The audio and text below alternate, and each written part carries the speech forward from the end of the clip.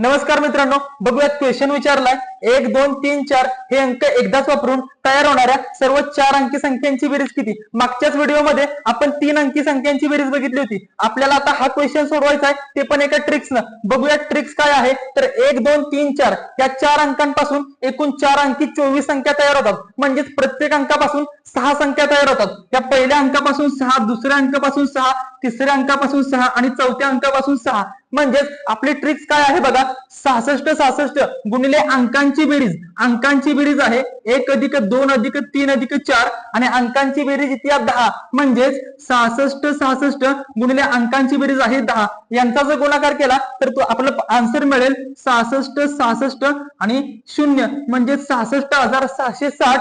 या क्वेश्चनचा असणार एक फायनल आन्सर। अशाच नवनवीन ट्रिक्स बघण्यासाठी पेजला फॉलो करा।